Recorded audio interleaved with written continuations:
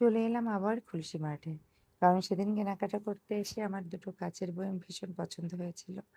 তো আমার বৌমা নিতে দিল না। বলল যে, "ফুপ্পি তুমি আরেকটু দেখো তারপরে নাও।" কারণ বয়ামগুলোর প্রাইসটা একটু বেশি মনে হচ্ছিল। তো যাই হোক আমার তো আর তর্স হচ্ছে না। ২ দিন যেতে না যেতে আমি আবার চলে এসেছি। আর আমার পছন্দ হয়ে গিয়েছিল। ভাবছিলাম পরে গেলে যদি না পাই। তো আসার পরে আরো অনেক কিছু দেখছিলাম। ওদের ক্রোকারি সাইডটা অনেক সুন্দর করে সাজিয়েছে।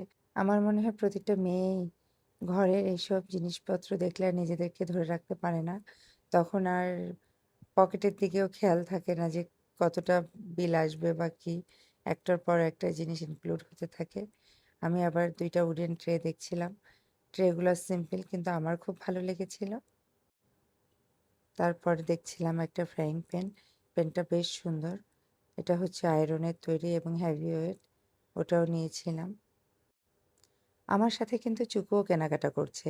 ওই যে দেখেন আমার পেছনে সে আইসক্রিম খাচ্ছে আর নিজের মতো করে শপিং করছে। কিছুক্ষণ পর, পর আমাকে বলছে, "মা এটা নেই, ওটা নেই।" তো যাই হোক আজকের মতো কেনাকাটা শেষ করলাম। আসলে কিনতে, কিনতে যে কত কিছু কিনেছি, এখন বিল কী হবে সেটাই হচ্ছে চিন্তার বিষয়। কাউন্টারে চলে আসলাম বিল পেমেন্ট করার জন্য। কেনার সময় তো খেয়াল থাকে না, কিন্তু বিল পেমেন্ট করার সময় মনটা খারাপ হয়ে যায়। যে পরিমাণ বিল এসেছে আমার তো চোখ কপালে উঠে গেছে। সত্যিই ভাবিনি এত টাকা বিল আসবে।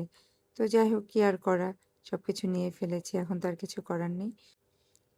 এবার বাসার উদ্দেশ্যে রওনা হলাম। বাসায় যাবার পালা। ভালো থাকবেন সবাই।